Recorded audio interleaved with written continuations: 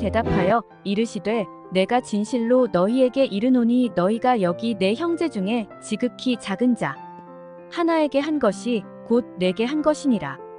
마태복음 25장 40절. 어린아이들을 제외하면 한국 사람치고 연탄을 모르는 사람은 없습니다. 한국 사람들은 4000년 동안 산에서 나무를 해다가 음식을 지어 먹고 아궁이에 불을 떼서 온도를 데워 난방을 했습니다. 그러다 언제부터인지 연탄이 나오면서 산에서 나무를 하던 일이 끝나게 되었습니다. 따라서 산의 나무가 살아남아 자연히 산림 녹화가 이루어졌습니다. 하루 한 번씩 연탄을 갈아주면 24시간 땔감 걱정 없이 살아갈 수 있는 천지개벽 같은 변화가 일어났습니다. 그러나 연탄가스를 마시고 사회에 꼭 필요한 인재들이 세상을 떠나는 비극이 자주 일어났습니다. 어느 때부터인지 가구마다 가스관이 설치되고 가스가 보급되면서 연탄 사용은 자연히 사라지게 되었습니다. 이제 시골, 벽촌에도 가스가 들어가 연탄을 떼는 가구는 거의 없어졌습니다. 그런데 아직도 서울에서도 연탄을 떼는 가구가 적지 않습니다. 연탄을 사용하는 가구의 80%가 기초생활수급자라고 합니다. 가스가 보급된 지가 수십 년이 지났는데 연탄을 떼야 하는 가난한 사람들이 많습니다.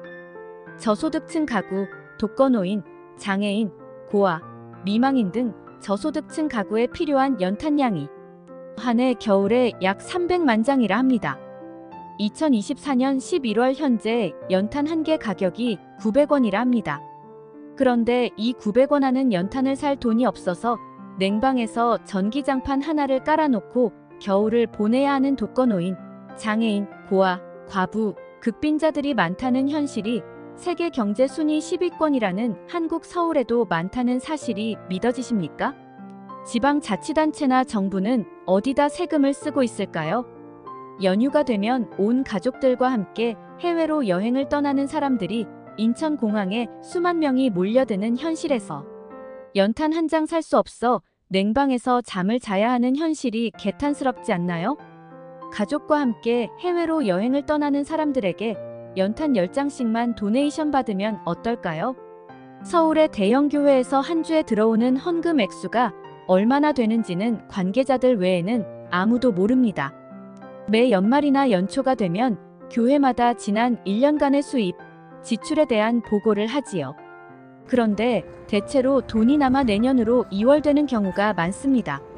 교회 근처에 연탄 한 장 살 수 없는 빈민들이 수두룩한데 교회는 돈이 남아 내년으로 2월 되는 현실을 주님께서 보시면 어떻게 생각하실까요?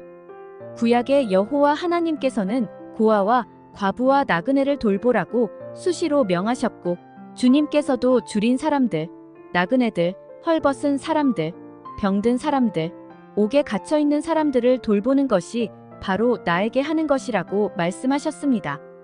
대구 삼덕교회에서 목회하셨던 홍대위 목사님께서는 교회 예산을 세울 때 선교비와 구제비를 동률로 해야 한다고 역설하였습니다. 구제가 선교라는 말씀입니다. 여러분들의 교회에 선교비와 구제비를 비교해보세요. 동률입니까? 아니면 10대 1, 아니 100대 1? 주님께서는 어느 쪽을 기뻐하실까요? 연말이 다가왔습니다. 목회하는 목사, 장로, 교인들은 내년 예산의 선교비와 구제비를 어떤 비율로 정하시렵니까? 기도하면서 주님께 물어보세요.